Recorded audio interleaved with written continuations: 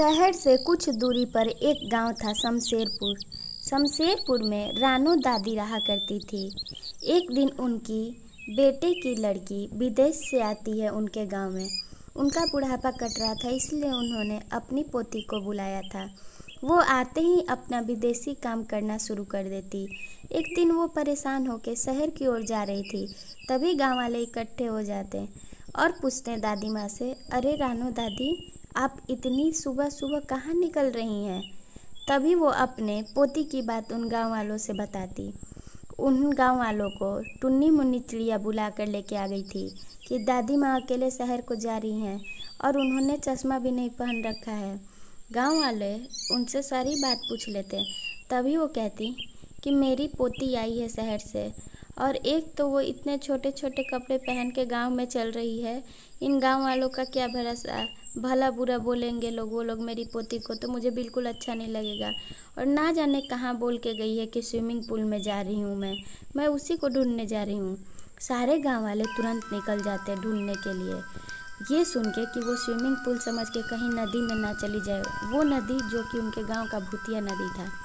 तभी उस ओर से एक लकड़हारे का बेटा काटते हुए लकड़ी छोड़ के आ जाता और गांव वालों से कहता कि आप लोग कहाँ जा रहे हैं?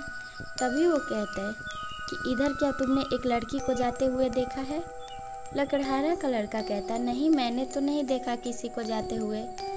जब वहाँ से सुंदरी उस नदी में गई थी, तब लकड़हारे के लड़का अपना लकड़ी काटने में व्यस्त था और अपने लिए खिलौना और बैट बना रहा था, इसलिए उसने सुंदरी को उस ओर जाते नहीं देखा था। गांव वाले अब शहर के लिए निकल जाते हैं और इधर भूतिया नदी पे चुड़ैल आके अपने पति को सूचना दे देती कि हमारे लिए एक शिकार आ रही है।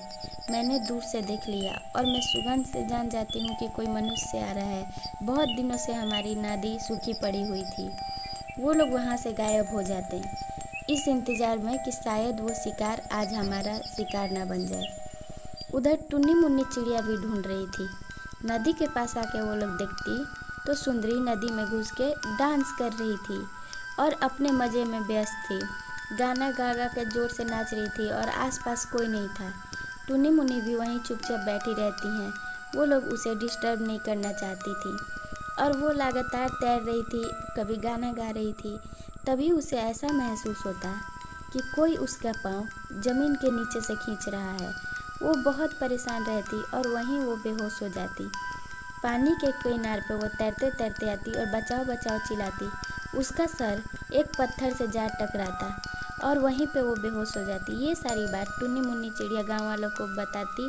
गांव वाले आके उसे अपने घर ला के रखते हैं। घर पे वो बेहोश पड़ी थी। तभी थोड़ी थोड़ी देर पे गांव वाले आके उसे देख जाते हैं। उसे हल्का हल्का होश आता है। तभी उसके बगल की चमचम तुरंत जाके सारे गांव वालों को ये सारी बात बता देती कि उन्हें थोड़ी थोड़ी होश आ रही है। ये बात सुन सारे गांव वाले और उसकी दादी माँ तुरंत आ जाते हैं। वो होश में नहीं आई रहती, बस इतना कहती, मेरा पैर छोड़ो, पैर छोड़ो। तभी गांव वाले उससे समझाते कि तुम अपने घर में हो, क्या दिक्कत है तुम बता सकती हो। वो कहती कि मैं नदी में अच्छे से नहा रही थी और डांस कर रही थी, तभी मुझे अचानक ऐसा लगा कि किसी ने मेरा पैर पकड़ लिया है और मैं चिल्लाते रह गई और मेरा पैर किसी ने पकड़ा हुआ था और छोड़ा भी नहीं। पानी मेरे नाक और आँख में जा चुकी थी, इसलिए मैं पानी में ही बेहोश हो गई थी।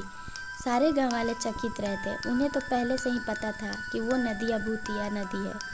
वो गाँव वाले उसे समझाते हैं कि तुम्हारी दादी माँ ने मना किया था तो तुम फिर क्यों ज़बरदस्ती गई? उसने कहा, हाँ मुझे पता था कि इन्होंने मना किया, लेकिन मुझे लगा कि शायद ये बड़ी हैं मेरी, इसलिए इन्हें चिंता हो रही है। इन्हें लगता है कि मैं इनकी अभी वही छोटी सी पोती हूँ जो कि घर से बाहर जाऊँगी तो भूल जाऊँगी। इन्हें नहीं पता कि मैं देश विदेश अकेले घूम लेती हूँ।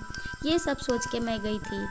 और तभी गाँव वाले उसे समझाते हैं कि देखो, तुम्हारे बड़े बूढ़े अगर कुछ तुम्हें सलाह दें, वो तुम्हारे भलाई के लिए ही देते हैं। वो नदी भूतिया नदी है, आज के बाद वहाँ मत जाना। तभी वो समझ जाती और उस तरफ जाने से मना करती और अपनी दादी माँ को प्रॉमिस करती कि अब वो कभी उनका दिल नहीं दुखाएगी और जहाँ वो लेके जाएंगी घुमाने के लिए वहीं जाएंगी। फिर उस भूतिया नदी के तरफ कोई नहीं जाता। ऐसी कहानी देखने के लिए चैनल सब्सक्राइब कर लें और वीडियो को एक लाइक ज़रूर करें।